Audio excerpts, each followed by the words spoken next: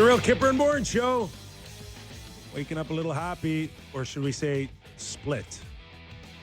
Blue Jays won. Sammy's Leafs lost.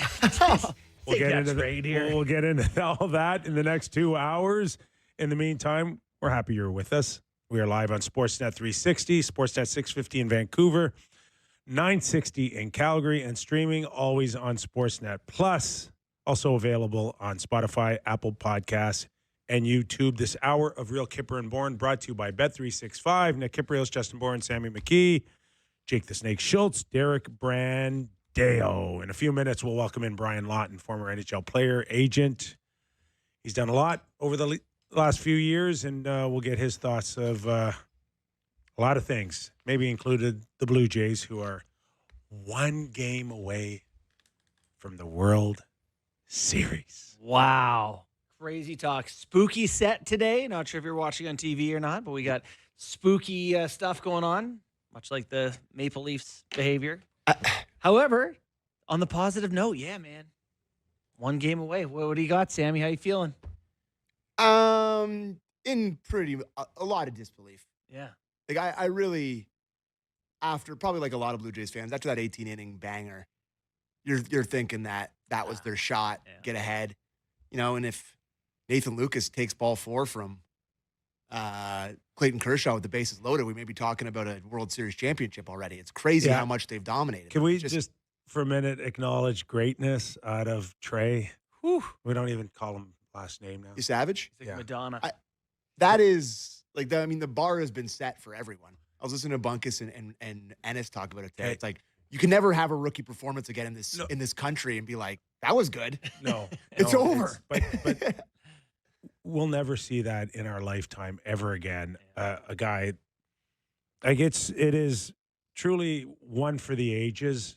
In 100 years, to get a guy that the equivalent in hockey would be you start your year in men's league. Yeah. No, it's not that. Come on, men's league. There's lots of good young players playing in the low A and single A. Let's not grind in the details of his analogy. Men's league is a little much. Go with my sense of humor a little bit. Okay, how about we start? I was joking. How about we start with for the Toronto Maple Leafs baseball team at Christie Pitts? Let's go with that. Whatever the case is, it's a really low bar. Low bar. Okay? Yep. So we're talking about, 3 or 4 pit stops in minor league baseball, to pitching in the majors, to now going into a World Series on the road in a very historic place like Dodger Stadium and just jamming it down their throats. 12 strikeouts, no walks. 100 years, I'll put all the money in the world. We'll never see it again. Well, I mean, the Major League Baseball has been around for how long? 120 years, and no pitcher has ever done it before. That is, no one has ever gone 12 strikeouts, no walks, against a lineup that costs $500 million. I mean, that was unbelievable. What an unbelievable performance. My favorite part about that is that he not only struck out 12 batters, Struck them all. he struck out every single one of them. Every one of them. And listen, I don't know if there's been a more terrifying batter than Freddie Freeman over his career in the major leagues. A guy that I fear the most on that team right now when he's coming up to the dish. I know it's Ohtani, but Freddie Freeman's just got that quick bat. He made him look like, I don't know, like he plays for the Toronto Maple Leafs baseball team. He made him look stupid. Betts, too. I mean, Betts has been really struggling. Betts has had a really bad World Series. He's had a bad year, so he's a guy that, they really need to kind of wake up if they want to win 2 games. But Freddie Freeman hit a walk-off home run in this series. Like, he's a guy that's threatening at the dish. I mean, Ohtani, that picture with his helmet popping off. You have to really splash cold water on your face as a Blue Jays fan and be like, this isn't a dream. Because, what was the line going into this series? A minus 220, Every minus game 230? you're giving us that they're minus 200 and the Jays are plus 175, 180. To sit here through 5 games of this series, heading home for 2 kicks at the can to potentially win the World Series at the Rogers Center on Friday night on Halloween, like, the Toronto Blue Jays have unequively been the better team in this series. Yeah. From top to bottom. It's not better even hitting, close. better hitting, better pitching, Better fielding by better a mile. fielding. It's not even close. It's not a comparison. And this series could be over. Even it's for it to crazy. go to 6 games, it's not. It should have been over in 5. with a It's with crazy with to just say. it should be over. Did you guys get sat down for first pitch? Oh, of yeah. the game? Yeah. Well, I mean, I was getting I got caught in a flip. Did you? Yeah. Yeah, with our Wednesday night hockey game. I was getting because I was watching the game, the Leafs game on the main screen, but then I was getting the computer situated with the Jays on, and I looked up, I was like, oh my God. And then 2 pitches later, it leaves again, Vladdy. Like, I to make a hockey parallel, because we are a hockey show, those 2 home runs to start just felt like getting the puck in deep and just blowing a guy up in the glass in the first shift of a game where everybody starts to be like, oh my God, oh my God. They set the tone, man. Well, you guys were reading quotes. Was it Snell, the Snell, pitcher? yeah. So Yeah, Blake Snell goes, they didn't really get to me. He said, someone asked him, like, what happened that they got to you so early? He said, they didn't really get to me. He said, I had 97 up and in. He only hit at 98, and it just unlucky to go out. That's the I'm sorry. the equivalent of hockey is I had my man. Oh, totally. It's just unlucky. Listen, I had my man. He didn't hit at 48. He hit at 98. And I mean, for it to be Davis Schneider, who, how do you not love that guy? And one of the sweeter moments, I'm sure, in that game for Mark Shapiro and Ross Atkins, who've taken a beating over the past few years in terms of their mindset and their, shift in philosophy from offense to defense. One of the most beloved Blue Jays over a certain area here is Teoscar Hernandez. But what people talk about with him is the defense, with the aloofness. What a terrible play. It just on the takes Marchand hit. a softball route to this game. This ball goes into the corner, ends up going over to third. They drive him in. Ernie I thought he Clement. might score. I thought it was going to be an inside the park home run. Yeah. Mark and Ross sitting there being like, we told you. Yeah. We told you he would do it. And That's the boy, did he payoff do right it. there, yeah. Like, it just, he was brutal in the field. And here we are, boys. I can't imagine what it's going to be like at the tomorrow. Rogers Center tomorrow. I Yeah. can't imagine. Can't imagine. No, You going to go tomorrow, Kyper? Somebody's going to take you for sure. I don't know. Come on. I don't know. I mean, I'm kind of caught a little bit. What? When they win, Yeah. it'll be nuts. Duh. Yeah, but that's good for you. That's a young man. That's a young entertainment. man nuts.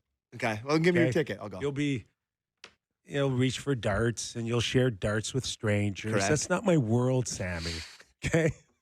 Okay. I say, thank God. That is my world. That is my world. That is my heart and soul. But Yeah. I could be talked into it too. Yeah. I just, tomorrow's obviously scary, spooky, if you will, just like our. Our- Well, our they state. got Yoshinobu Yamamoto on the hill there. Yeah. I mean, the Jays he was unbelievable in game Why 2. would you doubt them that they can't get to him I don't too? doubt them at all. I'm at the point now where what else they got to show you? I go, what else they got to show you? They feel like a runaway train. The momentum is Too strong. too strong. They're like Simmer said to us the other night, they're just undeniable right now. They're just it's a wave. It's crazy.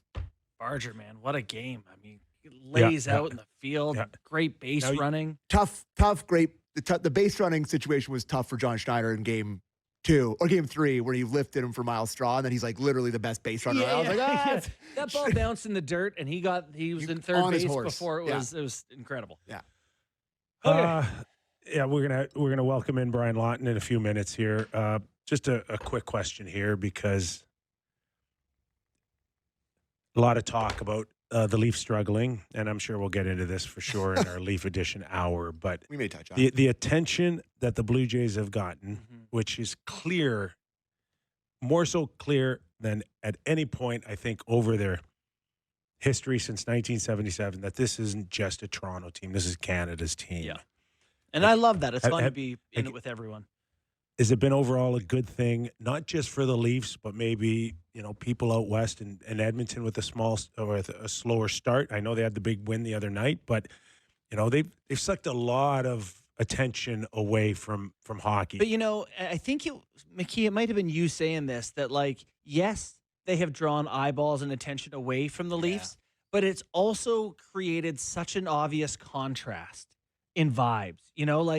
It's really hard. Well, give us your analogy. I just think that people are totally resenting the Leafs. My analogy on the Leafs is that right now the Jays, I'm at college the first week having a credit card for the first time, and I'm spending uncontrollably watching them. It's a Oh my God, blast. this is the best thing ever. This credit card's unlimited. Spend.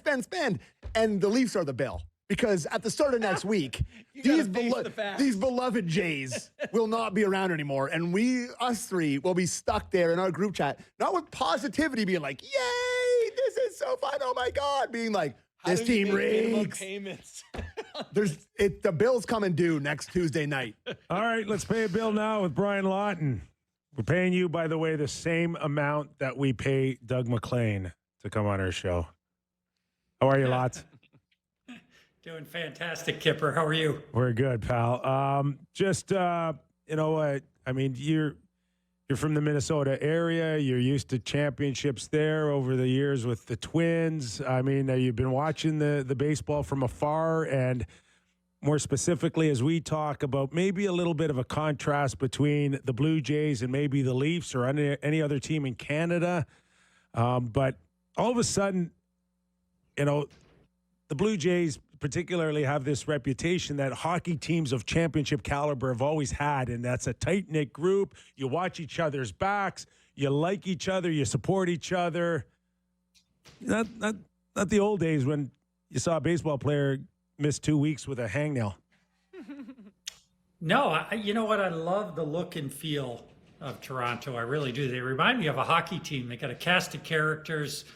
The broadcasters were talking about it last night in the U.S. This is one of the loosest, most confident groups they've seen in a long time. And a good friend of mine from MLB, John Schmaltz, who does an amazing job with his call of these games in the U.S.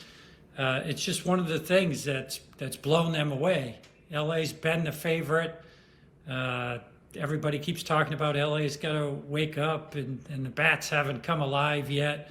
Where Toronto's just been like a duck through the water, just very smooth on top, probably paddling like hell down below. But at the end of the day, they've played outstanding. The way they opened that game was incredible last night. Yeah. Lots, can you have that attitude without the wins? You know what I mean? Like, you don't see a lot of teams that are below 500 and everyone's going, what a great group of, the chemistry is wonderful, right? Like, you have to have some success for that to build. You got to win. Yeah. Otherwise, we'll stay on the baseball references. Otherwise, it's Bull Durham. It's a little fungus on the shoes. It's gross in the minors, but that's character in the majors. And that's what Toronto has. I mean, they're winning. Everything's working.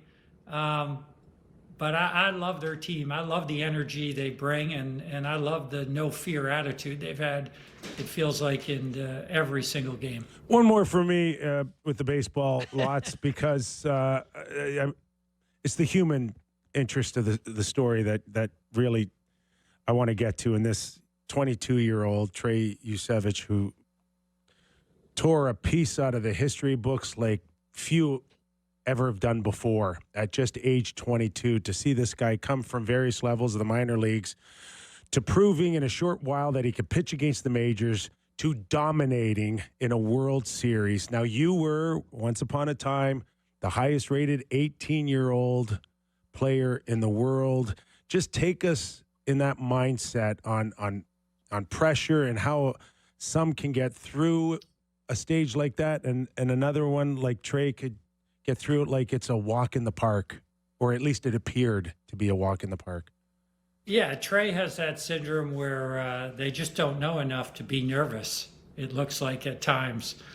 I saw him talking today, and he was talking about how excited he was for the eventual World Series playoff check, because he essentially had made about, a number that was so startling, I had to kind of replay it. 57 grand. Yeah, this year. Like, that blew me away. I know he was a call-up and a late season player added, but, baseball's a different system. The good news for him is if you can show any consistency in MLB, he'll be making about $1 gazillion pretty soon. But I really think, you only know what you know. And you asked me about myself when I was 18, and I knew nothing. As a matter of fact, back then, without social media, I really didn't have any idea, other than I figured I was in in the top 10 players ranking wise at that stage. But It's not like now where everything just gets communicated so quickly. People had a different attitude about back then. I remember when I was playing for the North Stars, one of the coaches at one point was saying, well, if you're good enough to make it here, then you must know everything. And I literally remember thinking, I don't know anything. I was playing against 15-year-old kids last year, not men. So in some ways it was a benefit. In other ways, I was fully aware it could be overwhelming at times. Lots, I want to get your thoughts on, you talked about Savage and the money he was making. I want to talk about hockey. A lot of young guys are starting to get paid before they've done anything. I think a lot of old people, I know they've done stuff, but they haven't done anything in the NHL of consequence. And you're seeing Cooley with the big deal. You're seeing, you go through the list, right? Guys are getting paid before they win a Stanley Cup or have big years or anything like that. What are your thoughts on, I guess, how that affects the NHL, their game? What impact would that have on the league? It's really a strange time right now because we've never seen the cap go up the way it's projected to go up. Mm-hmm.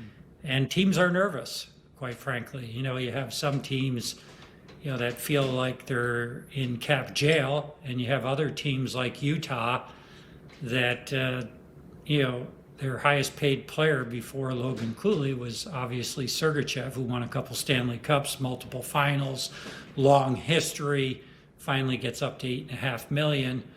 And then after him, it was like Clayton Keller. So for Utah, it's a team that hasn't been in any type of salary cap jail, find themselves as one of the better stories of the year up until that Edmonton game the other night. I really felt they've been cooking with gas, rolling along and surprising a lot of people. And, you got Ryan Smith, new owner, all kinds of money, super excited about owning the team. And I hear him this morning talking about, this is unbelievable. This isn't like my basketball team. This kid, he can buy a house now. He's going to be here for 8 years. I love this term. I don't know if anybody told him that's going to get shorter here, but in any event, it's massive changes for the NHL. And so far, I think the teams have done remarkably well. I won't name names, but there's been a few signings where I went, And even Logan Cooley, I'd been told about 4 days ago by an agent that he was looking for double digits. And for a second, I was like, what do you mean double digits? Right. 10 million. I'm like, 10 million? He just started. Yeah. I like him. I like the progression. He's a bigger guy than when he got drafted. He's shown to have more depth, but that surprised me. And then I took a look at it, and you look at the other comps, and you go around what's happening in the league, and maybe it's a little bit high, but I'm certain that Utah feels really good about that contract today, especially if you want to go to the new metric, which not everybody is accustomed to, and that is what percentage of the cap is it today and what percentage will be going forward. It's only going to get less. Right. And if you believe in how you build your team, that methodology, then you probably feel pretty good. So Billy Armstrong, I'm sure he feels great about it. But not everybody's entitled to whatever percentages are going up. This is just really your star players. And we saw another signing in Colorado with Martin Necas. At 92 million, is it? 96? Yeah, 11.5 times 8, 11.5. 60 million of it in signing bonus. It's crazy, but they are fairly safe bets when you know the talent level.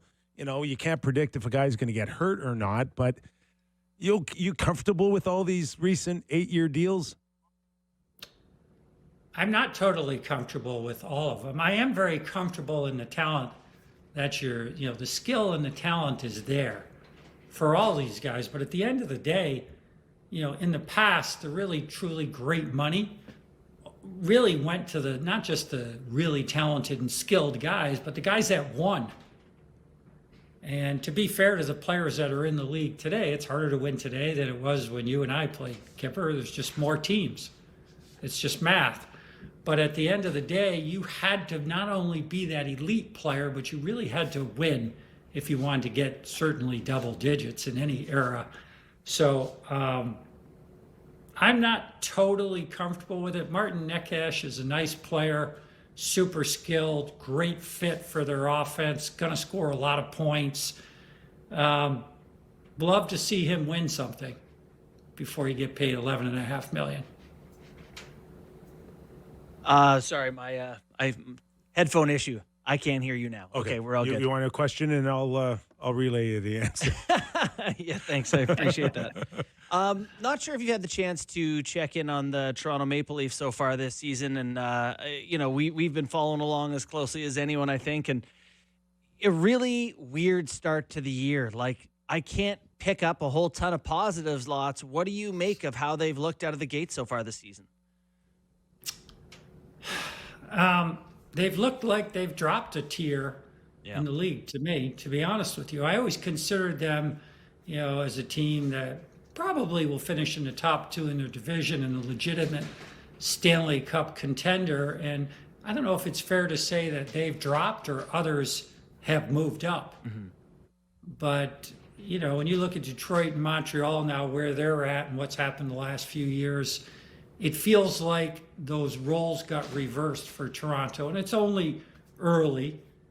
But I'm not predicting a massive change. Usually by 20 games, you start to, really have a sense of what you have. But I don't see the reasons why I could sit here and say, well, give them, 8, 10, 12 more games, and they're going to look like themselves. I just don't see it. They've had many different issues. Losing Mitch Marner has been more penal than I think anybody thought. And they just have looked discombobulated at times. To me, Austin Matthews has not had a good start. He's got, Nick, you and I were talking about this morning. He's got 3 assists, thus far in 10 games. I mean, that's your number one center. Now, John Tavares and Nyes, I think, have both played well, as had Nylander. But after that, there hasn't been as many bright spots as we might have seen in the past. So I'm nervous for Toronto this year. It's still early. I'm sure Brad Treliving, when you're managing a team, you're always nervous. That's just the way it is. But I'm sure he believes in his guys and his group. This is the group he's put together. But I think Craig's got a lot of work to get this group to where they want to be as an organization. Did you get that answer? Because he basically said, it's not good. Well, it's not good. I did get that. Yeah. Okay. Right. Okay. Just in speaking then, what else you've seen in the Atlantic Division, there's a natural evolution when it comes to teams dominating over a certain amount of years, and while the other teams slowly build and load up lots. Have we seen enough out of Montreal and Detroit and even Buffalo at 4-4-2? Have we seen enough to say for sure that they've closed the gap and they're going to take their points, and this thing could all come down, including Toronto, on a last week of the season on who's in and who's out? I really think that's where it's at, Kyper. Have I seen enough from those teams? Montreal's just done a nice job of convincing me that they're continually getting better, although it went slowly at times. But I feel like they've shown excellent progression. This is the best they've looked. It's certainly early. Cole Caulfield continues to prove me wrong. He's just a dynamic goal scorer, and he hasn't let up one bit. Detroit, I've said for years, and it hasn't resonated with people, that I thought Steve Yzerman was doing a wonderful job there. He just had not caught a break. When you looked at the individual moves that a GM was making, whether it was Moritz Seider or Lucas Raymond or Edvidsson, I just felt like he did a lot of things right and wasn't getting rewarded for it. So I'm very pleased to see them. Todd McClellan's been great since he's gone there. That's really helped. But I'm very pleased to see them making the strides they should. I feel like it's been somewhat long overdue for Stevie. I know how hard he works. I know the time and energy he's put in. I'm always sensitive to the job Stevie's doing because he followed myself and the rest of our staff in Tampa. where he did a wonderful job, and I would say he had the exact opposite experience there, where everything just kind of popped for him right away. And that's just what the jobs are. There's a lot of randomness and luck that are involved in them. But I like where Toronto, I like where Columbus is at now. I like where Montreal is. Like, these are shockers. I've been waiting a long time to say these words. And some of it was justified and some of it was not. So when it's all said and done, I think Toronto is now more in the soup versus in the past, where I felt they were a shoe-in to make the playoffs and they were a legitimate Stanley Cup contender. You talk about luck. How about those New York Islanders getting Matthew Schaefer in the draft? It's kind of changed the vibe around that team. What have you made of that kid showing so far? Incredible. Yeah. Reminds me a lot. Somebody asked me the other day about him, and I was playing in New York, or got traded to New York when Brian Leach was there. And I knew Leachy beforehand, had played in the World Championships with him, and I knew he was good. But he was always kind of out of shape, and Leachy would be the first one to tell you that. His rookie camp, he was about 20% body fat. He was still, great, yeah. He was still the best defenseman immediately, which was shocking to me. And Matthew Schaefer, I mean, I can't believe how well he's played out of the gate. And to give Patrick Roy credit, he's been saying it right from the first minute he got there. He's the best player on our team, which is unheard of. Right. That's a veteran team. They're playing very well. They had a start like Buffalo, where I was going, oh boy, this could be a long year, but at least I thought they've got one player that's really exciting, and they have a number of others, but I felt like the way he came into the league and how he started his career has been incredibly impressive. As good a defenseman as I've seen come in at that so early, since Leachy, really. And don't forget, we had Victor Hedman in Tampa, so Right. it's not like he was a slouch, but he's just really impressed me. And I just think that was a lot of people don't give it enough credit.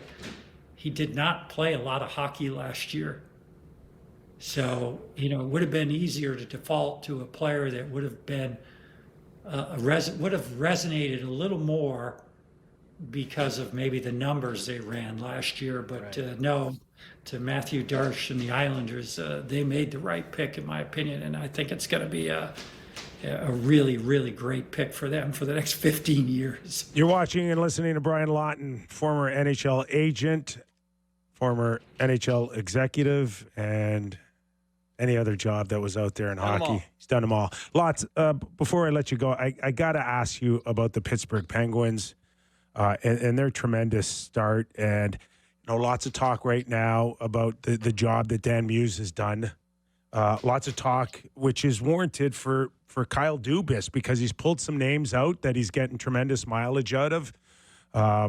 Ryan Shea and Wotherspoon on the blue line with Carlson, and Justin Brazeau, who's a good goal scorer, almost broke my record in North Bay. Kindle. Right? So that's great. But in the big picture, Kyle would have gone probably in another direction if there wasn't this huge emotional attachment to three particular players in Crosby and Malkin and Letang, and we would have seen those guys gone with almost any other general manager to start the rebuild on guys that are knocking on 40 years of age.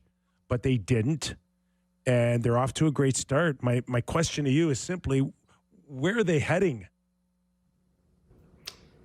Where they're heading, I think, is still unknown. If you had offered me a bet that Malkin and Crosby would have more points than Draisaitl and McDavid at this stage, I would have said not in a million no years. Kidding.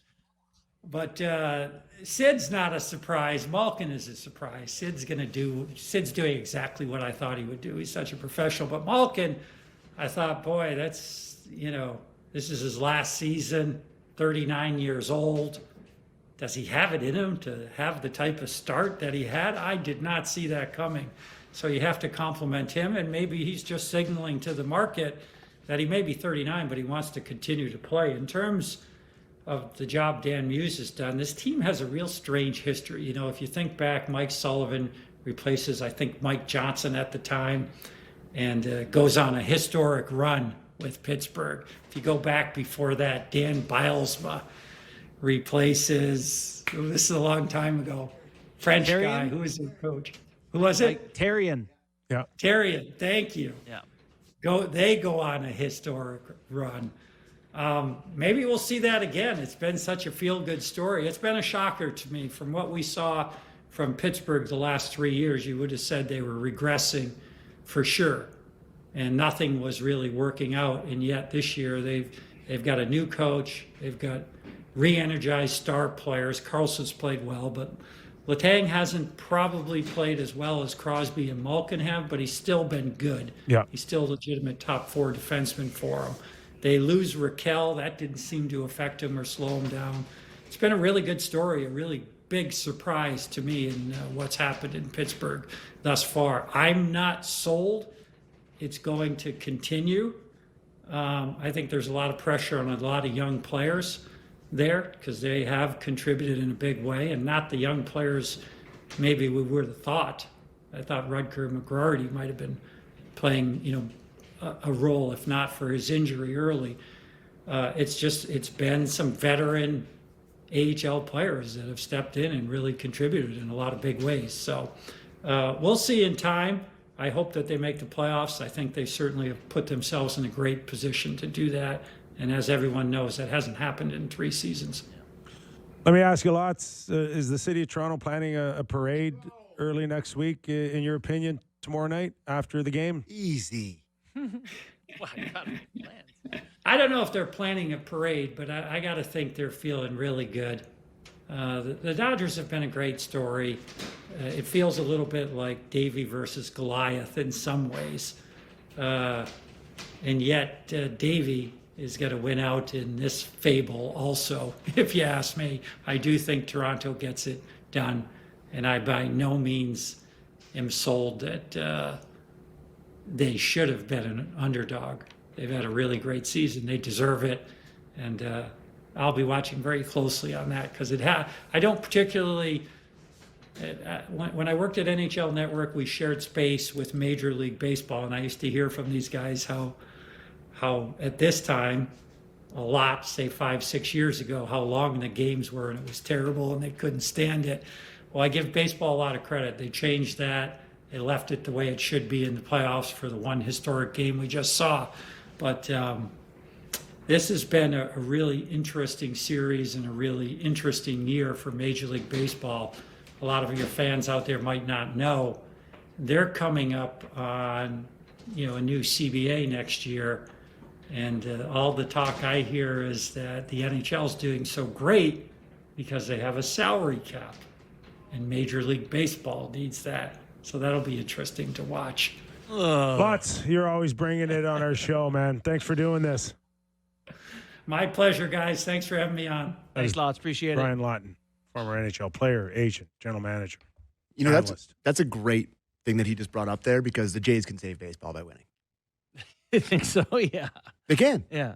Because How? Because the salary cap, everybody, all the other owners are sour at the Dodgers because they're spending so much money and they're making them look bad, and they want there to be a cap so that they can spend under it, and just like they did with the NHL.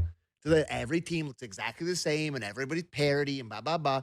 Meanwhile, Major League Baseball has had the most different champions in the last while than any other sport. We got to change it because the Colorado Rockies owner, who's a billionaire, is like, I don't want to spend with them.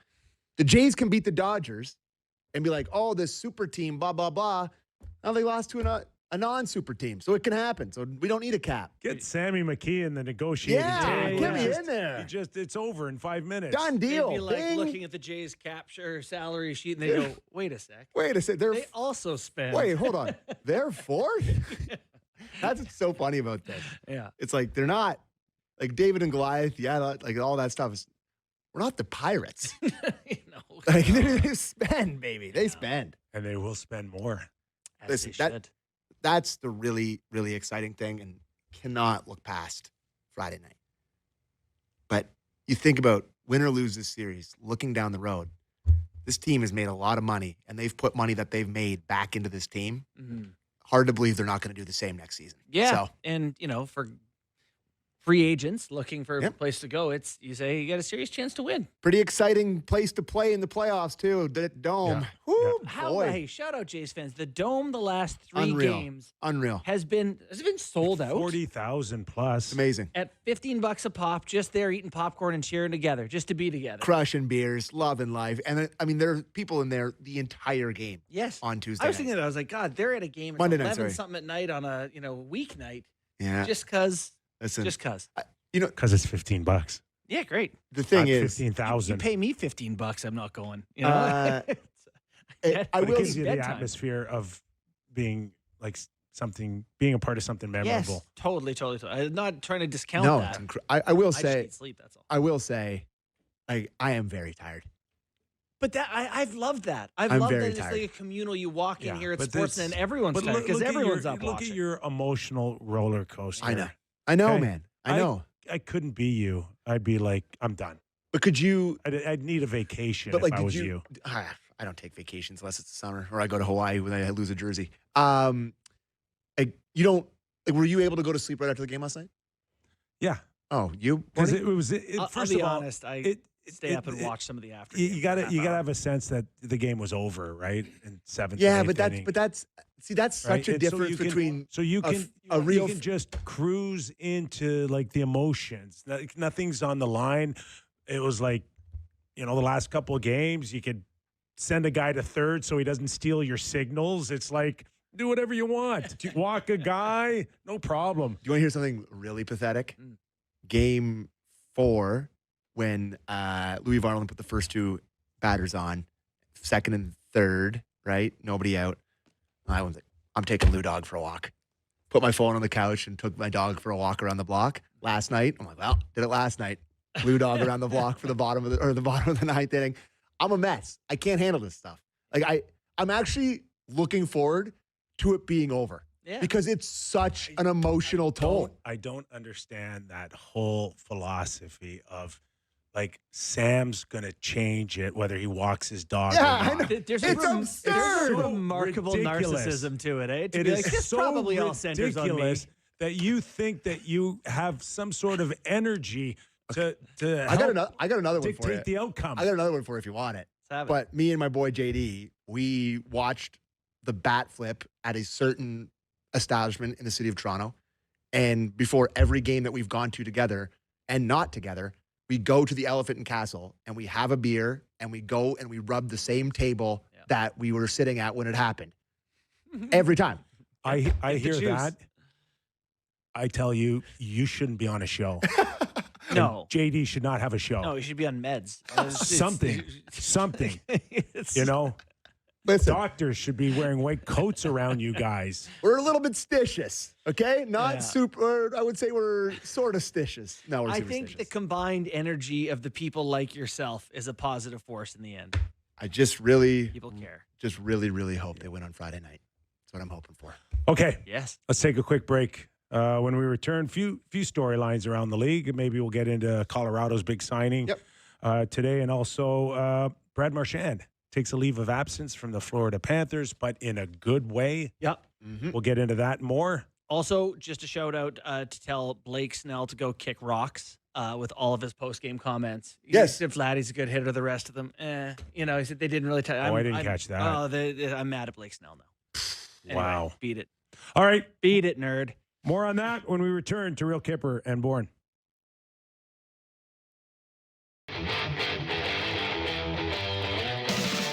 As I was saying, a reminder, this hour of Real Kyper and Bourne brought to you by Bet365. Nick Kypreos, Justin Bourne, Sammy McKee. Martin Necas, close to the $12 million we believe that would have gotten Ranton and Dunn seems like many moons ago. But they chose to trade for him. Martin Necas, who signed now. Necas. 11.5 over 8 years, a very lengthy contract. So are they better off with Necas at 11.5? What am I saying? Chess. Chess. Necas. Necas. Not Necas. I always thought it was Necas. It's You Necas. sure did. Yo, I know. You and Lawton just having a butcher off his name. Anyway. Well, maybe if he went to a Stanley Cup final, I'd learn it. Maybe he had some This playoff is like points. my favorite Is he- Kyper thing. is Is he- like, if he's important enough, we'll be forced to learn it. He clearly thinks that they can win. He stays. Ultimately, good contract. You like him.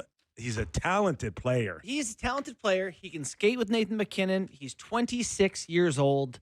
Yeah, like this is what guys like that cost. I guess the counter to this would be what? That you don't believe that he can do it in the playoffs. No. Well, he's unproven to be a big game player like Rantanen was. You chose not to go with Rantanen at $12 million, which ultimately he signed in Dallas like it was nothing. Yeah. When he could have gone. And, you know, Martin might have been in the similar situation where he would have been the prize July 1st. Mm-hmm. I think he could have got over 12 on the open market. He stays at 11.5. For Colorado, is that a win that they get him at 11.5 and they avoid Rantanen at 12? Well, to me, it's kind of like you tried to buy the house that was Mikko Rantanen in 2019, and then, you know, you weren't able to get the house, and so you had to buy Necas in 2021, and you got a lot less house for the same money. I say as someone who bought their first house somewhere in that window. Sounds like you may be speaking from experience. But so, you know, it just feels like the price went up. You know, unfortunately, it's not apples to oranges. No one offered them, would you like Rantanen at 12 or Necas at 11.5? And they chose Necas at 11.5. They didn't want to do Rantanen at 12 and then got stuck and said, oh boy, we need somewhere to live. So, you know, we both follow Dom Luszczyszyn from the Athletic, who does like the great, like, you know, the projections for these contracts. And all these contracts have been signed recently, and like most of them feel like value signs that like they're going to outproduce the contract as it goes on. This is the first one in a while that's like, yeah, maybe Not sure. Like he had it as like as a $10.5 million player. He signs for 11 and a million. If he's going to be playing with McKinnon, It's going to look good. he's probably going to light it up. But the second that kind of goes away, Necas is guaranteed to play with 2 of maybe 5 of the best players in the world. it's a fabulous line.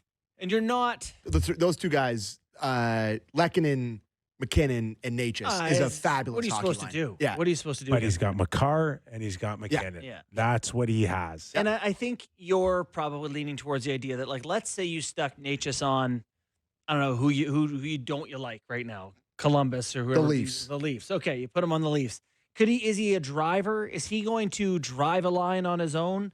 I think people aren't sure about that, but he's a guy who can play with great players. And when you're trying to put together a cup champion, I think he's in a fine spot. We'll see. We'll see how that plays out. But I like his age, too. 26 is good. All right, we mentioned at the break, Brad Marchand no longer with the Florida Panthers, as temporary as it is. It's all in helping a friend. So Sammy. this is just from the Sportsnet website, the story on there that the Florida Panthers forward took a leave of absence from the team this week to head back to his hometown of Halifax and coach for his longtime trainer, J.P. McCallum, which is the most Nova Scotia name possible. McCallum's daughter, Seela, tragically passed away at just 10 years old from cancer.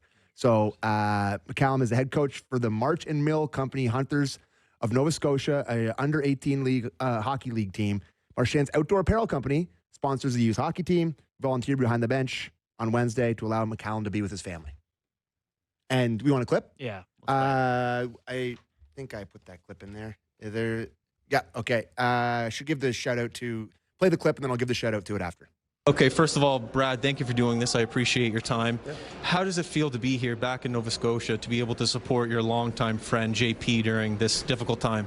It's tough because, you know, we're the only reason I'm back here is because something extremely tragic has happened and a beautiful life has been lost. But, you know, my bond with JP goes back many years. You know, we have a group of guys that are all here this evening, and we grew up together, and you know, our lives have been you know, across for many years. And there's no place that I'd be, you know, other than here right now with Japes. So, you know, obviously I'm here to support him and his family, and I think this is something that this night here, Sela would have absolutely loved, and that's why we're doing it. She loved all of us. We all had great relationships with her, and she loved being part of this organization and team with her dad. And she'd be very proud that we're all here supporting her tonight and supporting her dad. So it'd be a special memory for us.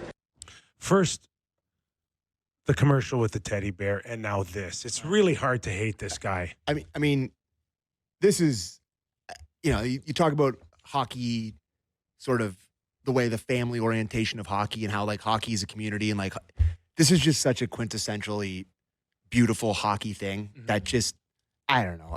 He's such a stud.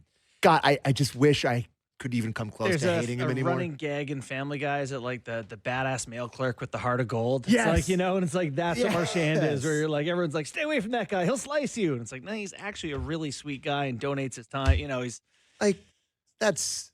I think this is all part of the master plan for him for the next few years, is that... I thought you were going to be like the next prime minister. I thought that was the master just plan.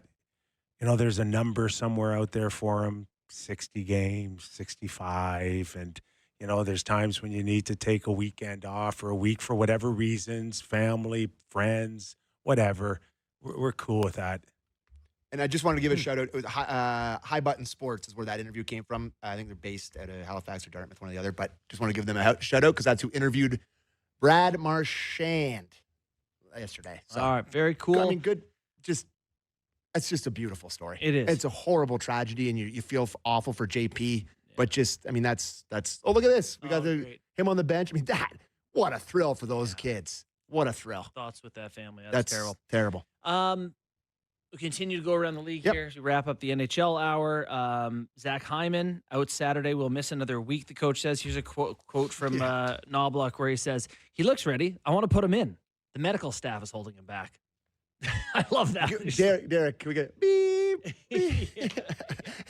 Right up over the medical staff. Don't underestimate the pressure on some of these coaches to get guys in. But can I tell you something here? So the culture has changed now where it's not the coach who decides when you're ready or the player who decides. It's the medical staff who decides when guys are ready, right? I don't know about that because we've had a real good example of that the last few days with the Toronto Maple Leafs. And we'll get into this in our Leaf Hour edition here, but Willie Nylander played 2 nights ago, and he can't play last night. With my time with the Leafs, that was like a big thing, was that the coaching staff didn't know when a guy was available. Can we have him today? Can we use him? You weren't even allowed to talk to the guy about it. It had to be Freddie Anderson. Is he on the ice? Right, because they would feel like it's pressuring the player. The medical staff had to approve a guy.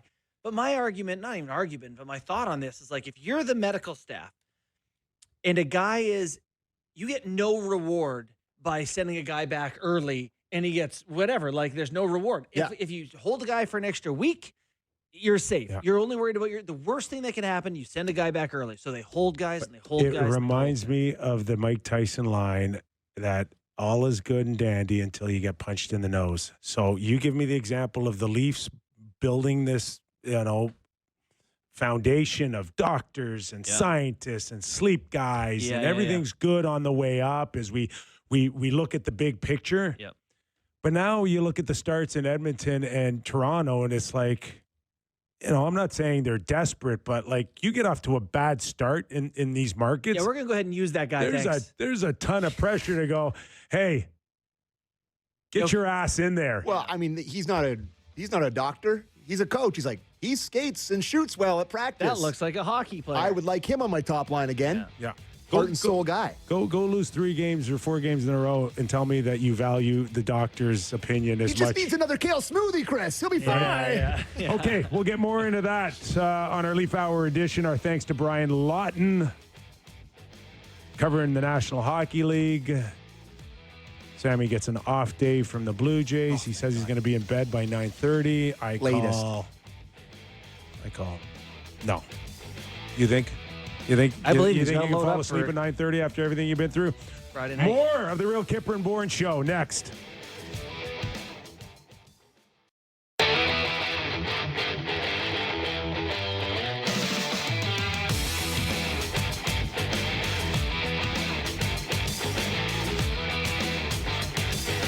It's the Leaf Hour edition on the Real Kyper and Bourne Show. We are live on Sportsnet 360, Sportsnet 590, The Fan in Toronto, and streaming always on Sportsnet Plus.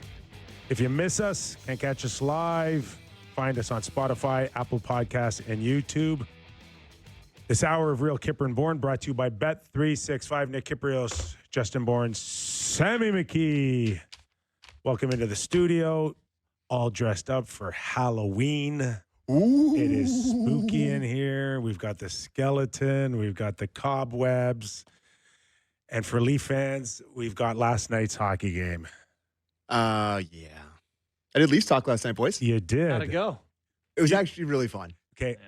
What's the over-under on past 12 minutes for you last night? We did 25. You did 25. But I just said, screw it. I'm bringing my laptop into my studio, and I just put the Jays game on while I was doing the show. And I did play-by-play of the Jays game during the show. Yeah. Like, I was like, oh, and Caden Primo. And there's a ground ball to third, and the Jays turn 2. It was fun. Like, whatever. Oh, I had to talk about the Leafs for 25 minutes. I'm not exactly cracking rocks here, boys. It's all right. The Mud Boys. Do you guys really believe that the attention that the Jays have gotten has been a plus for the Leafs, what they are now going through?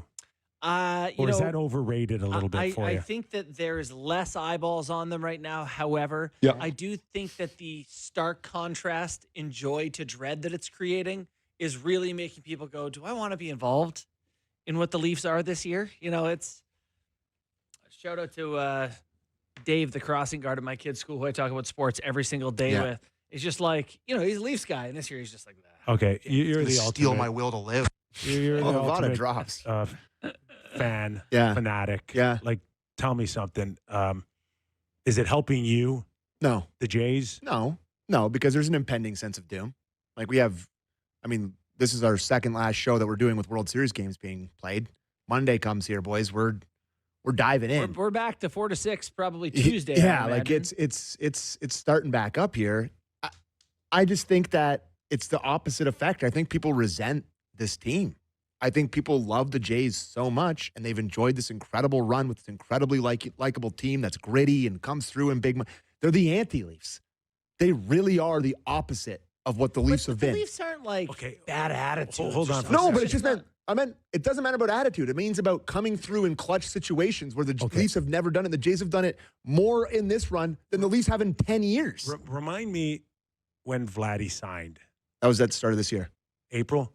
Maybe, around there. Okay. Yeah. Just prior to that, like, think about Vibes are bad. Think about the switch of the vibes. Yeah. The Leafs, a short while ago, were this team feels different, and they are the team that is challenging for a championship. And the Jays were the Leafs. Where are they going? No Vladdy. This team can't win. And we are talking within 6 months of just total opposite day. But I think you're making a compelling point to stay invested and believe in what the Leafs are doing, because there's time. And a lot like, I don't know if you remember this, but how many playoff games had the Vladdy Guerrero Jr. Blue Jays won prior to this year? Zero. Zilch. Not one. And had been in wild card rounds. And had crushing, embarrassing, horrible losses. And we were saying, they're the same team. Their young guys can't come through. Their clutch guys can't come through. All of a sudden, things are turned around. And so my point isn't that the Leafs are going to do it, but just that this is at an early stage in the season where it's like, how do you get there? How do you turn it around? Not, hey, time to give up on them, or hey, they're going to be fine. But how do you get there now? How do you do what the Jays have done? That's a good question. They didn't get there last night. We'll get into what we saw last night, but let's start with the head coach, Craig Berube, on his. I think I got to put the clips in. Do I have to put the clips in, Derek? Gosh. Sorry, man. Sorry, guys. By the way, in your lineup today, too. I know. World Series Game 5 tonight on Sportsnet. I'm going to bed at 1:30 every night. I'm grinding to find people to talk. No one's watching hockey. Like, I just watch Jays. Like, yeah, I'm working on it, Derek. I'm working on it. I'm sorry. That's all right. I'm sorry. Doing a lot around here, okay? All right, We so have let's cover the Jays. a lot to talk about. Okay, so we'll get Craig Berube's thoughts momentarily, but let's start with you. JB. Okay. So where do you go? Where's the breakdown? Do you want to talk about that game, or do you want to talk about the problems the Leafs have? I want to start with the problems that you saw last night that lead to whatever problem you think is the bigger picture. If you want last night, Caden Primo, not an NHL goalie. Like, I'm sure that he has had great pedigree. I'm sure there's a lot of pressure when you don't get many starts. I'm sure that the Leafs didn't help him out with the position they put him in. He hurt them bad last night. And when that's your third NHL start, for this team, I just can't see. How do you look at that as an NHL team and say, hey, give him his next opportunity? Dennis Hildeby, he's a .903 in the American League. I know he wasn't great last night, but that hurt them bad last night, Kip. They couldn't get a save. I can't argue with anything you said, but it's, for me, I would not start there. I wouldn't start there. Well, if we're talking about last night, I get there, but I wouldn't start there. Okay. I'd start with Sammy Blais' dominance if I was going to go anywhere. He was actually good goal, assist, team leading 5 hits. Yeah, good, I'm joking. Just We do have the clips now if you want to play. all right, let's go to Craig Berube. Craig Berube. Overview of the game. Clip 1 overview. Wanted you now. For me, it's just complicating the game at times tonight, and we got burnt on it. Like, we forced pucks we didn't need to, turned them over, and, they came at us. They're, like we talked about, they're a talented, good rush team, and they capitalized on their opportunities. I think that more than anything, that's what it boils down to. Just felt like we were disconnected at times, getting through the neutral zone, and it cost us. Is it particularly? Okay. Yeah. You. I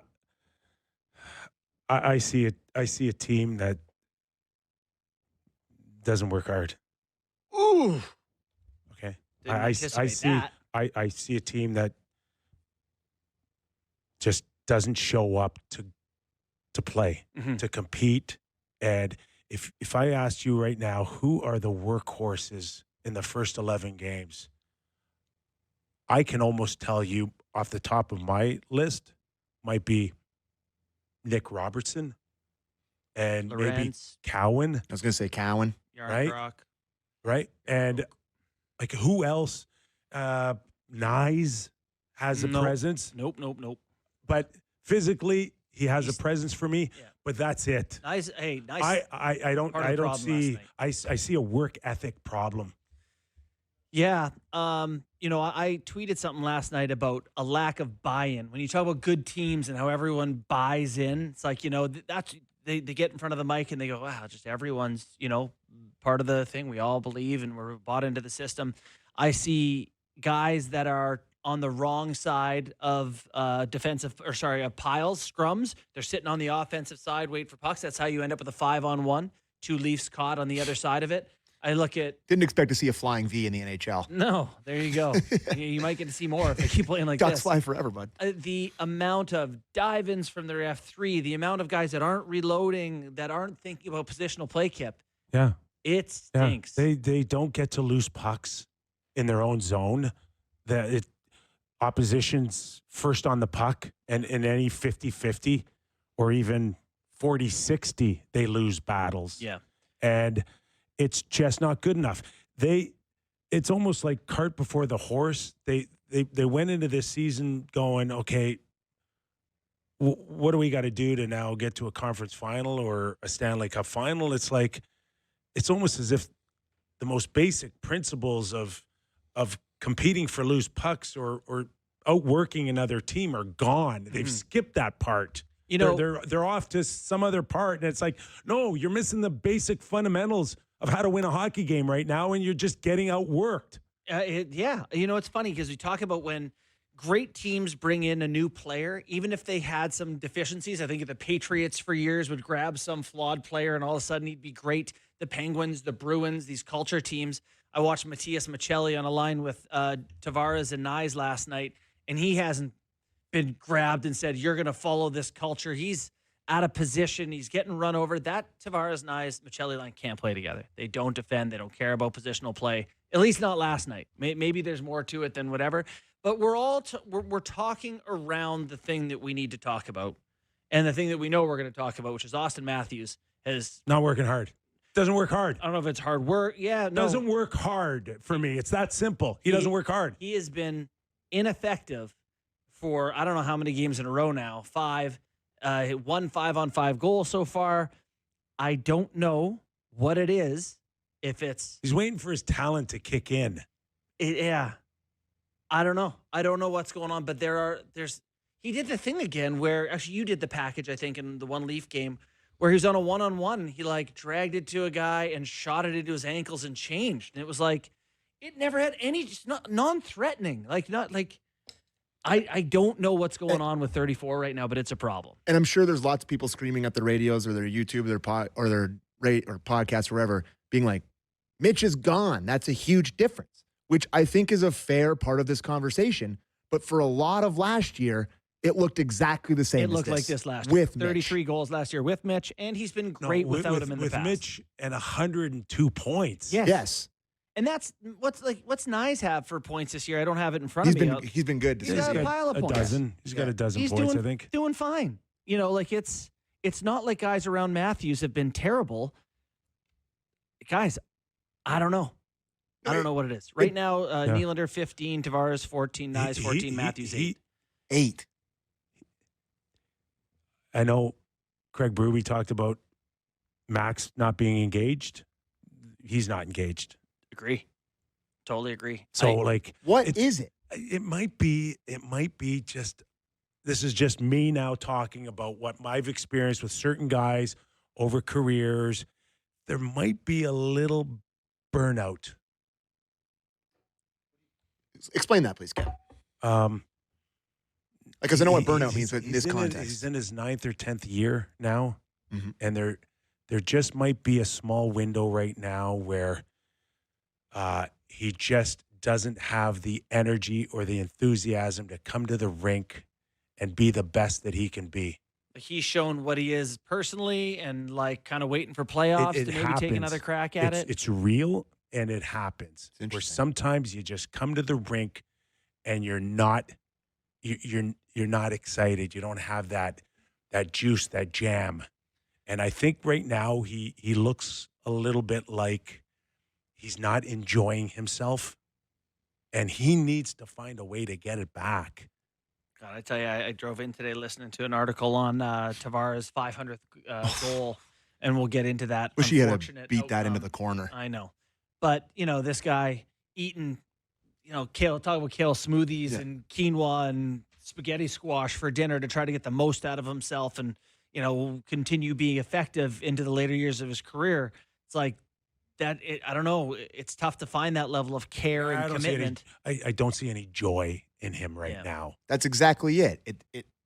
This may seem, it just feels like sulking hockey out there, where it feels like he doesn't want to be there at times. You know what the one thing that kills me, guys, is if you look at his stats at his career peaks, his offensive years, and I've said this recently, I know, but like his all the stat categories get filled up. Takeaways, top guy in the league. Hits, he was a frequent hitter. He had great numbers everywhere, and there's nothing.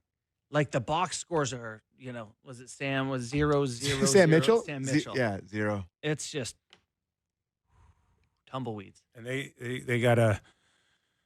It won't change a whole heck of a lot on this team if he doesn't kind of start leading the way again. Like there's just no way around of ever thinking that this team can go anywhere without him. Well, we said this in the preseason, boys, when we started our show. We said, if Austin Matthews is last year's version of Austin Matthews, the Leafs are in trouble to make the playoffs. And what are we seeing through 12 games here? I hope he can get to last year's Austin Matthews. Yes. It's never been officially said, but whatever he went through, and we speculated a bad back. How much is that in the back of his mind that, whatever he went through, whatever discomfort he had, pain he had, that he's in a protective mode right now, which doesn't allow you to go that extra mile? Is he too protective? Is he watching over that? Boy, whatever the case is, he's not what we know he can be. Mm-hmm. And that's what I think about. That's what I see when I watch Austin Matthews play now. Because right now, when you do the thing where you put, Tavares and Nyes together to be a line, or, we've seen Matthews drive a line. Is it Domi and whoever he had? Domi Bertuzzi when Mitch got hurt. They were great, right? Like, you've seen his ability to carry a line in his back. His underlying numbers, like, they're bad when he's on the ice. Like, when him and McCabe, his most frequent D partner, and McCabe is their most frequent D-man, period, are on the ice together, the team is way underwater. They're in their own zone all the time. And I actually thought, like, there was moments last night where Nick Robertson playing pretty well and Bobby McMahon's using his feet. And it's like, is Austin Matthews bringing Holding down a back. line of Bobby McMahon and Nick Robertson? Like, what am I watching here? He is on energy. Totally. He is on enthusiasm. Is it as easy as, like, they need somebody some cold water. They need a wake-up call here. Yeah. What is the It's wake-up call? It's not easy. I know it's not, not Kyper, but easy. what It's not is easy it? to find it this time of year, Yeah. right? When you're just getting into the grind. Yeah. I I think he's just in a,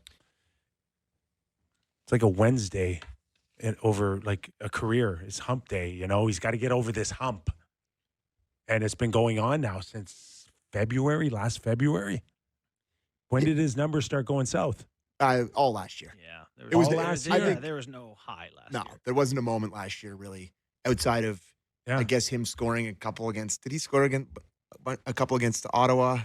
One from the point I remembered. Mhm. Scored the one in Game Yeah. 6 in Florida from Mitch that everyone thought was going to turn the corner. Bring him back here for Game 7. Like, he can still do things that other people can't do, but you just don't see, to your point, that level of, like, I'm going to go take this thing over, which you see from, God, a lot of players around the league right now. So that's concern 1A. From there, are you ready to turn the page on Matthews? Or do you have I'm more good. to add I'm to good. it? Last night they controlled a lot of the play once they fell behind, and you go, is that what it looks like? Whatever. But it's tough because I mentioned that line being bad defensively. Morgan turns one over. The goaltender's no good. The power play's still bad. It felt like I said to you guys several times over the past couple weeks, they just need to play a great or a bad team and just beat them up and just show them who's the better team. Go, okay, 5-1, we handled the better team. And I think that happened last night, but the better team got handled. Or did the handling. Oh, boy. Yeah. Like, Columbus looks like a playoff team. They're flying out there. I've seen enough in 11 games where I can just sit there and tell you they're slow. They're a slow hockey club. That's not saying that they can't play faster and move the puck. But when you're talking about playing faster and moving the puck, that means you're making better decisions. And right now they are as disorganized as I've seen probably in 10 years from in every single zone. So then what is that? I can tell you they're not in the tops of any of the skating speed things as a team. They that I'm looking will at here. not get any faster than what we see today. And that in itself is problematic, Yeah. but they can improve on moving the puck and playing faster. Well, and I think a lot of teams, like you'd say Florida would be like, hey, we're Reinhart and Bennett, and like they're not a fast team, but they're different, right? They're successful in other ways. But you can be good and not be fast, although it's hard to overcome unless you're really nasty or but that really means- smart that or means really. playing tight Yeah. and having good gaps, right? And look at the gaps that we've seen in the first 11 games between the defense and forward. These stretch passes are killing me watching them. The Provorov one where Riley just went up the middle to a Columbus player. How was that any different than the other night in Calgary, really? Yeah. These long stretch passes, and it's like, All right. come on, guys, come up the ice together. How about that? Try that. And it's good that the coach noted that they are disconnected, and that's something that, they need to work on coming up through the neutral zone. Did we do his cleaning up defensively clip? No. Let's have a listen. Clip 3. Well, it's attention to detail and understanding the situations and, positioning where you should be and we just didn't have it tonight. We didn't have it enough tonight, and we got burnt for it. You know what's been crazy is how many weak side wingers are in their own zone, standing where they should stand in the slot, and then a pass goes through the middle behind them to a D-man creeping down. Like, something that you work on with a team is like, okay, guys have an area of the ice that they should be on, but you take the players that are near those areas of the ice. You're not defending ice. You're defending the bodies near that ice. And right now, a lot of weak side wingers napping, a lot of positional gaffes. Before we get to the Tavares 500th goal conversation, just wanted to do our daily reminder. Real Kyper Bourne show. We're playing in the Eric Lindros Celebrity Hockey Classic in support of Easter Seals, Ontario. Nick and Justin, along with other Sportsnet personalities, will be taking to the ice to raise money for this great cause. You can support our team and fundraising by scanning the QR code on your screen right there. So if you're watching on Sportsnet Plus, Sportsnet, YouTube, wherever you're watching this, scan that little QR code there and you can donate to our team. I still haven't come up with the line yet, but we don't know what the hell the name of the line is going to be. Working on it. So Yeah. just donate to a fantastic cause, and looking forward to playing with you boys. And any contribution is a great one. Absolutely. All right. 500th goal conversation. I had an Islanders fan reach out to me and be like, that was Yeah. poetic. Oh, Tavares give getting me like that. It's like, kick rocks. Come on. I hate that. Yeah, root for the guy. It's He's a good really, guy. it's really too bad. I mean, I was part of Mark Messier's 500th goal game at Madison Square Garden. I think he had a hat trick against Calgary, if I'm not mistaken, and it was a big deal, and it was a party. Hold on. Mark Messier's 500th goal was in a hat trick against Calgary? I think so. Or are you mixing that up with Sundin? No. Because Sundin's was in a hat trick against Calgary too. But hey, listen, I've been hit in the head 6 times. I retired with a concussion. I'm just telling you what I think it was. I'm reporting what's going on up here. All right. You know, for Tavares, this guy who cares so much, the amount of people on that list that have scored 500 goals is so limited. Hall of Famers haven't come not even close to those numbers. You know, he's up there with some of the all-time greats and deserves to be celebrated. It's longevity, it's commitment, it's talent. It's a really special accomplishment, and really unfortunate that he didn't get to lift his arms in the air when he scored it. He had to just kind of go to the bench and go, just another one. Yeah. The level of consistency, and he hasn't been a per se superstar when it comes to production, but he's just been this steady guy getting his 80 points a year over what now, 17, 18 seasons. Yep. Yeah, and that's a good example. He gets around the net and gets in the right spot for the puck to find him. Good play by his teammates there. And, he deserved better than that celebration. It was borderline offside. Never was like, just let it go. So I know our Craig Simpson talked about last night with the game being out of hand and whether or not, Dean Evason would challenge it or not. And he was encouraging Dean not to. The Leafs should have challenged it. What was your thoughts? The Leafs should have challenged it. You're never going to take a goal away, bud. You never, ever. They should have been like, that was offside on their own guy to spare him. No, and I bet if you asked Tavares today, do you want to take that goal back? He'd say no. I scored in the NHL. And if it was offside, I would have challenged it. So November. You don't give any goal. You got to think about your goalie too. Yeah, no, you're right. He's got his stats. You want to give him a freebie? Yeah. Right? The guy's got his stats. He wants to be protected. Yep. 2 things. November 6th, 1996, or November 5th, 1996, as I quickly pull this. No, November 6th, 1995, Mark Messier scored 3 goals against the Calgary Flames at Madison Square Garden to record his 500th goal. So there you go. Crazy. Nailed it. Secondly, somebody in our chat last night, there was people actually watching Leafs Talk Live, sickos. But one of our chats was like, Berube should have just benched him for the third. I was like, you know what? Not the worst idea. Like, Johnny, I don't want it like this. I can think of I don't want it a like few this. other guys I'd bench right now. Yeah, I mean, you'd be like, oh, yeah, we're benching him because he's not playing well. No, you're benching him because you didn't want him to. But, I mean, it's tough. There's all the kind of stories kind of surfaced a little bit for John Tavares. I read a couple in The Athletic where, to your point with the knapsack and the milkshakes and I get he's trying to be the best that he could be. That would drive me nuts as a teammate. I'm telling you right now, I'm reading about how he needs to have the window open on flights because he needs the vitamin Who's D this? on him. Tavares. Oh, I mean, that's fine. When everybody else is trying to sleep, I think that's more I'm just common telling now. you, as a guy that's lived it, Okay. it could be a little tough sometimes. When you played It's when not you were in the show, No, but it's people not were even- hacking darts on planes. So one or- like, hey, it's a different time. That didn't help either. I can tell you that. Okay, because I watched trainers fight over who had to unload Ally Frady's equipment and get in fights because of the stink of cigarette smoke in the bags. Okay, so I'm just telling you, He's playing in the that Easter Seals thing, by the way. while you can appreciate, you wanting to be the best that you can be, right? It can get a little tricky sometimes around 20 guys. There may be a thing or two where you say, hey, could you not do that? But I think the greater point is that to be this good, this old, this consistent, it takes real work to continue to feed the machine in a way that I don't have the commitment to do about anything. Yeah. Game time? Yes. It's game time, presented by Bet365.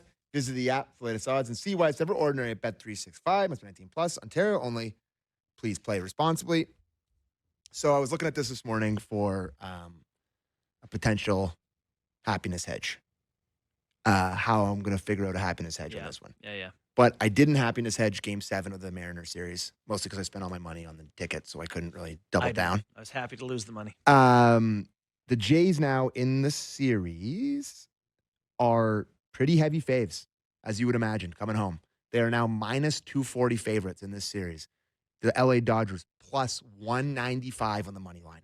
Just one of the, for the series. For the series, yeah. For tomorrow night, the Jays are still dogs. They're plus 125 tomorrow night going up against Yamamoto, who the Dodgers, they're minus 150. So if you are in the happiness hedge business, there are a few greater opportunities than what we're about to go through right here. So I'm not going to do it. I didn't do it against the Mariners. I'm keeping that. Impacted the outcome forever. That was great. Thank you. You guys are the worst. You guys don't understand we appreciate what you did for all of us. You guys do not understand what it means to be a fan. No, you don't get it. You really don't get it. Saved the rest of us, the millions across Canada. I'm sick of this. Thank you. I'm sick of this line of questioning. This is just slapping all the superstitious people in the face across the country. I get it. You guys are high and mighty. On the ice tonight, few good ones. I'm looking at the best game of the night to probably be where I just had it in front of me here. I love watching the Oil. So give me the Rangers and the Oil tonight. Rangers struggling. You probably get to see the McDavid show. If you'll remember correctly, McDavid scored one of the nicest goals of his career against the Rangers on home ice. Scored 2 last game. He's coming on. Great Jersey matchup. 2 absolute classics. Give me the Edmonton Oilers tonight. I know they're a big fave, but I feel like they're going to run it up in the lowly Rangers. Minus 160 on the money line tonight. Rangers plus 135. And the Wild and Pittsburgh. Pittsburgh now a wagon. Pittsburgh big underdogs in that game. Plus 145 on the money line. Minnesota Wild minus 170. So maybe a little bit of a chance for some value there to ride the hot hand with the Penguin. That was Game Time, presented by Bet365. Visit the app for latest odds and see why it's never ordinary at Bet365. Must be 19 plus. Ontario only. Please play responsibly. I am one Jays win away from cashing in my Bet365 with my buddy Nick Vlitis, Elvis Mandela, my cousin George. Yes. We put Elvis 100 down each for the Jays to win the World Series. At the when? Going into this round, yeah. What were they? They would have almost plus 200. I think we got $1,200 for dinner. All right. I mean, Elvis I met at Toronto Golf Club. Yes. Beauty. Absolute beauty. Yes. All right. Good You guys golfer, will too. burn through those winnings. Yeah, I'm sure. before Yeah. dessert. I was going to say, first bottle of wine comes out, it's See over. the price of shrimp lately? Oh, my God. All right. No, I have not. Let's take a quick break. Still more on the Leaf edition, including our very own Gord. We need some positivity. Stellick. We need some positivity. Help, Gord. Gordo, we need you, pal. More after these words.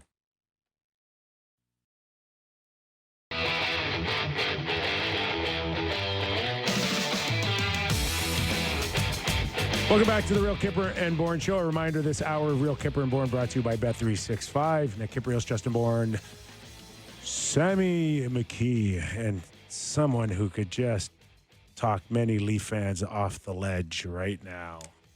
Our very own Gord Stellick. Gordo, how are you, pal? Kippy and Justin, I am doing fantastic. I am loving the Toronto Blue Jays, and of course, doing our duties following the Toronto Maple Leafs in the National Hockey League. So all good. Are you going to be like us and talk about the Jays for 15 minutes while we avoid the subject of the Leafs? Or are you going to dive right into them? Well, I guess you can. Well, first of all, okay, let's draw some parallels. The best thing for the Maple Leafs right now are the Toronto Blue Jays, because it's been a very lackluster, not great start for them. What can you learn from? Who had a tough start this year? The Toronto Blue Jays, right? So the challenge being from the Toronto Blue Jays, where you are at the end. Who needed to come up big for the Toronto Blue Jays? Their star player, Vladdy Guerrero. We last remember him getting picked off second base. So that's what Austin Matthews needs to do in the playoffs. They need the big players to come up big. So some lessons that way. But you know what, guys? Like 2019 with the Toronto Raptors, if you're a sports fan, this is something special, what's going on with the Toronto Blue Jays. But yeah, in a way, it does mask the Toronto. Like when they won the World Series in 1993, the Leafs were off to a 10-0 start that year to start the regular season.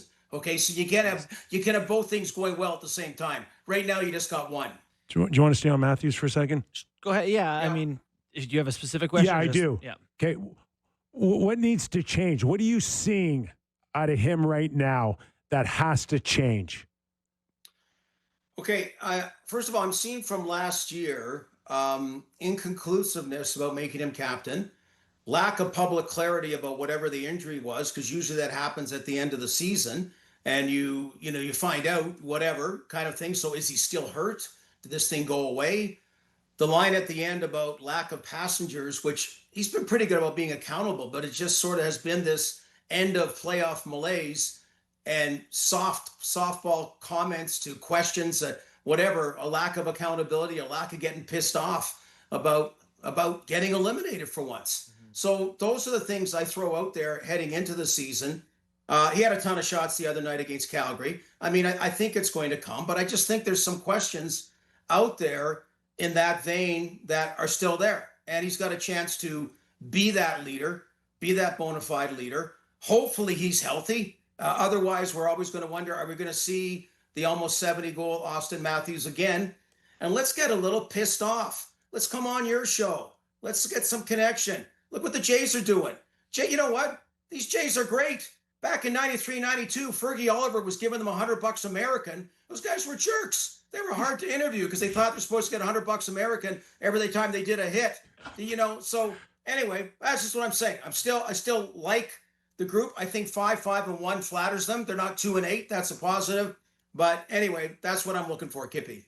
Last year they weren't flawless process-wise under Craig Berube. They pretty low in possession stats, and power play came around kind of halfway through the year. But this year, they can't get a save and they can't score a power play goal. Let's start with the goaltending, Gord. What now? Stolar's slow start and Primo, that was a tough showing last night. Okay, so 5-5-1, despite we talked about, let's give Tavares and Nylander props, but otherwise, one guy's gone in Mitch Marner. Austin, you got to get more. The complementary players got to find their role. Can we get a Michael Bunting rather than a Nick Ritchie? That's going to take some time. I didn't expect it overnight. Power play, struggling.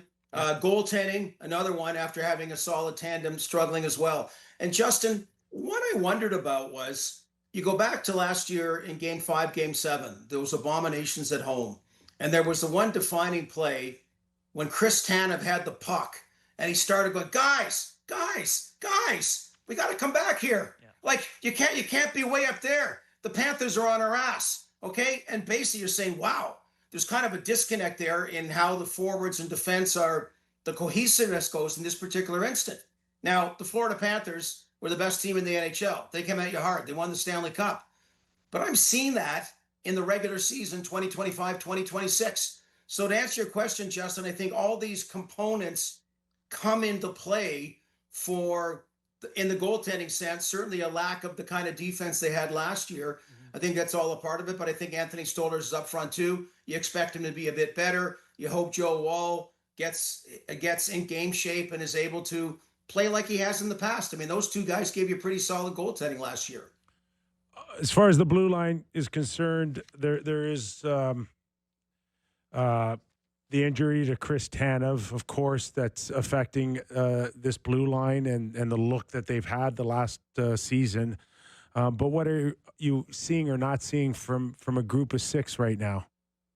So, and we know they can do it. We know we've seen them do it. Like we know we can do all that. They came first. They came first last year for the first time since 2000, except for that aberration that was the Canadian division.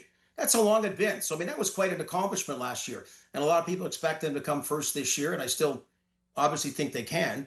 But Kippy, I don't ever go into heart and all those kind of things. It almost like appears a disinterestedness in about doing what it takes to get you in first place in the Atlantic Division like they did last year. Whether it's sloppy play, I mean, you had that the other time, the 1-on-5 that led to a goal, I think, against Calgary. So you've just seen that lack of bite, that lack of compete, that lack of finish, a little bit lack of everything.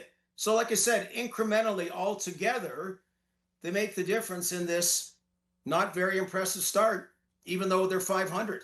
In my day, 500 was good. We would have to play our ass off to be 500. But your 500, your 500 back then was almost a real 500. This isn't a real 500. They've won that's true. 3. Yeah. They've won 3 regulation games out of 11. Gord, Is that good? Well, it started with 8 games. Don't get the schedule. I know you're not responsible fully for the schedule. You don't control your road games. You played 8 of 11 at home. That's dumb. That's not good. And you can't win on the road. Like just all these kind of things as we do our October assessment. We're in a lot of ways, we're giving them an F for a team that's a modern day 500. Yeah. Yeah, no, there's certainly time to figure things out. You just like to see a couple things getting straightened out. Among the decisions they have to make is like, is Easton Cowan going to be a part of this thing, whether for this year or as a solution for them in any spot? And Gord, I'm going to give you my opinion before you give me yours, but I don't think he's ready. He had 3 shots last night. That was good. His line looked pretty good. He works hard. All compliments to him. He has obvious talent, and he obviously works. I just don't physically think he's there, and this doesn't seem like the best thing for his development. Yeah, Justin, that's my early read. And, I was one being very cautious to people about Matthew Nyes when he came up, because he came up at the end of the season. He only played very few regular season games, but the playoffs, man, I got to say, he was the real deal. Like, he was a duck took to water. So that's what you're hoping Easton Cowan can be. And because so many first-round picks have been traded, you don't have a lot of those particular players. And Justin, Willie Nylander spent time with the Toronto Marlies, okay? He spent time there. Zach Hyman was with the Toronto Marlies. Guys that became very elite NHL players. The important thing is to spend the quality time, get the quality minutes, play in all the situations. So right now, if you had to ask me, first of all, I still believe in him. I'm still very optimistic. He is a blue chip prospect. I think these Team Canada guys got really skewered unfairly last year, the way things went at the Worlds, but right now, yeah, I'm broadcasting now because we back then rushed too many players to the NHL. People could argue there were other reasons why I'm broadcasting now, but anyway, I saw that. You're an exceptional broadcaster. Well, thank you. But about, is someone truly ready or not? And yeah, so there's no, hey, if it comes down the road, the whole thing is development. The whole thing's getting coaching. The whole thing's getting opportunity. And that's my read on it right now. Like yours is, Justin. Mm-hmm. You're watching and listening to Gord Stellick, former general manager of the Toronto Maple Leafs, and doing a great job on Sportsnet 590 The Fan as an analyst. Gordo, I've gone on record. I'm not a huge fan of using the media, but if Craig Berube decided to go down that path, he wouldn't be the first, and he certainly won't be the last. So what's the next stages out of Craig Berube to get this group going? Oh, I like using the media.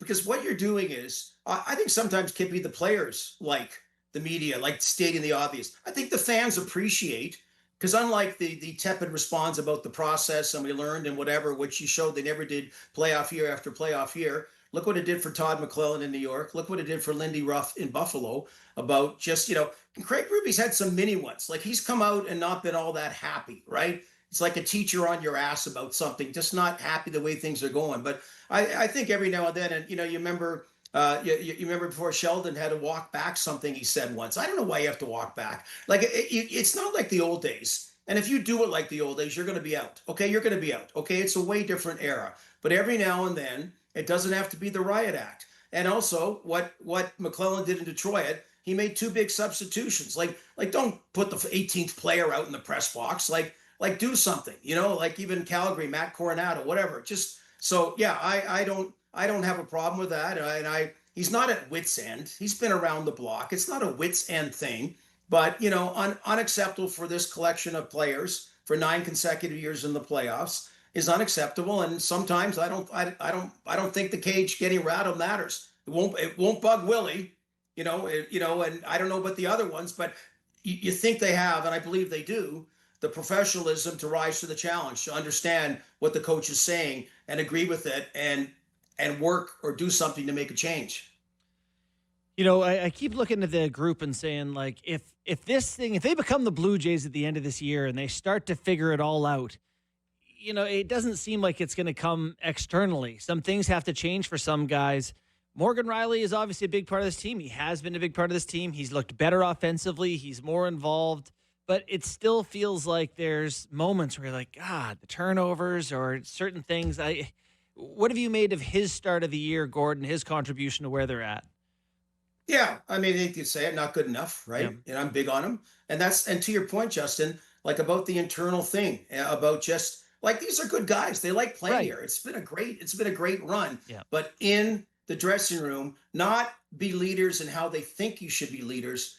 Be leaders making a difference. Like have something that changes, whatever, about, how things go about. So, last year, it's the best. It's the weirdest thing. It's the deepest they've gone in the playoffs, Game 7, the second round in 23 years. They're the team in the NHL with the longest current streak of making the playoffs, 9 consecutive seasons.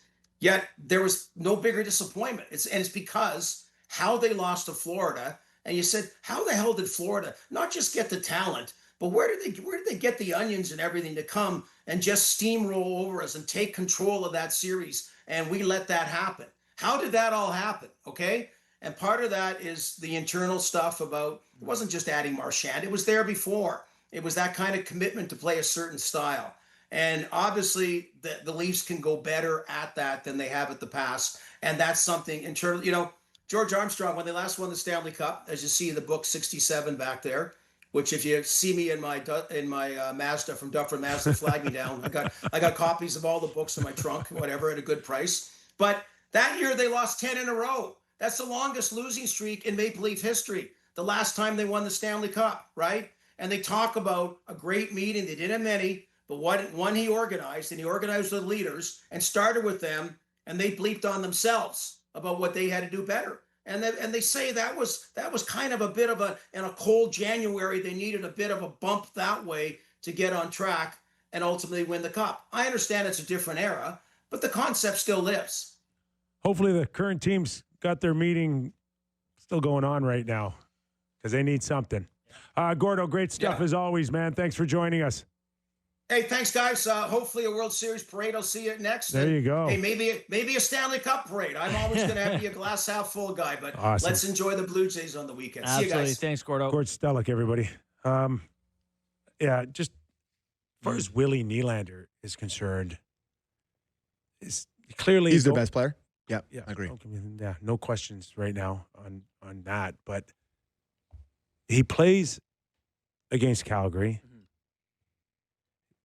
Went down for a split second where it looked like he was bothered by something, but finished the game. Awkward fall. Got on his side. And then he's not available for Columbus. And then it's he's managing something.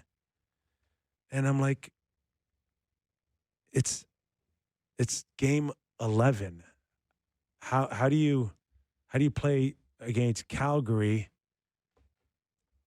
knowing that something's bothering him, and now you're gonna are you going to manage this guy all season now based on what's going on and pick your spots when he plays and doesn't play? Because, like, if he was bothered against he shouldn't have played against Calgary. I wonder if it's one of those give things. Give him 2 days off. Yeah, Don't give him 1 and 1. I do wonder if maybe it's one of those things where he's like, yeah, it feels fine. It's actually not a problem. Like, not all this stuff is. So he's the doctor now. He gets to decide. Well, I think, Kip, and you've pulled groins, I assume, and there's varying degrees of how it feels. The doctor can't get in there and look how it feels. Listen, they just have to take your word for it. His intentions are good. I want to be there. I want to play for the guys.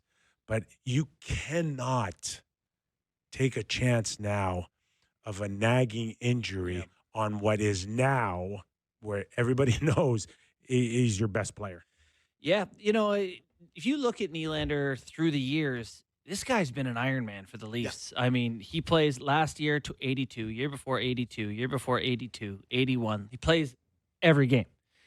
And, it's some of these guys that just assume they should go, and they play not feeling perfect. And you're right. It's hard to grab a guy like that and be like, hey, you're too important for game 10 to risk it here. Against Calgary and Columbus. Yeah. Right?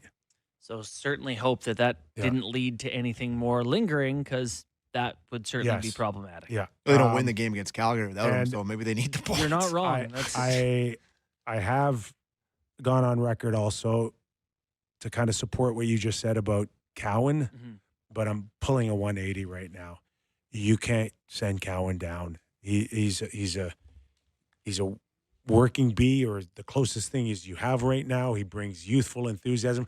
I got guys that are just, I got to take a pulse to see if they're, beating. That's the best case you can make to keep him for sure. I thought that line was actually had their moments last night. Waugh, Joshua, and him. I thought they actually looked like a decent third line. So for the record, I think he played well last night. I do too. But I just see moments where he bumped and he's down. Of course. But so Kip, it's so short-sighted to be like, the best thing for the Leafs is that to give this. I'd like to see. I know him it's short-sighted, but like right now, with the puck. The 19 other guys, 20 guys have put the team in that kind of mindset right now. Is that they gotta start thinking short window here. Yeah.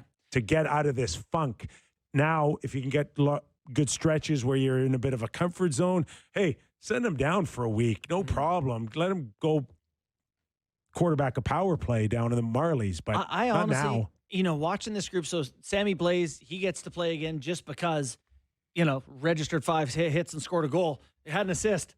He's in. He's in. You get to play again.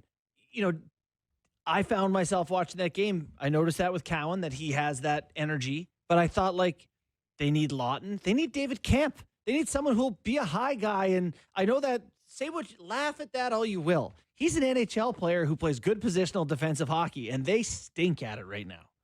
They need someone bad. So I don't know if he's allowed to play for them, or they just told him to bye-bye. He just doesn't. Not that he is the difference, but Carlos got to be better. Oh, boy. Carlos an issue now. That's a first. I've been calling him in my head Justin Tall. They paid a version of heavy price. Justin Tall is very funny, dude. Big price for Carlo to come in, and he should be the guy right now taking over for Tanev. Not happening. Yeah. Not happening. I think he played 24 against Calgary. It's supposed to be basically your number one shutdown right D. I guess Tanev's in, obviously not, but you got a bunch of guys who are supposed to be great shutdown guys. Benoit's a soup sandwich. Myers is all over the map. It's ugly, boys. It's ugly. You know what they're shutting down? My will to watch them. I know. They're shutting it down every night. Every time the puck comes back out of the other zone, I find myself immediately scanning for where their forwards are. Is anyone coming back? No. Is anyone on the right side of this thing? How many wide open high guy looks have the other teams had so far this year? It's like Red Rover, we call you guys over. That's what it's like in the neutral zone. Here they come. All right. Good stuff, boys. Like many shows over the past 4 seasons, we've solved nothing. No solutions. Except we think the Jays are good.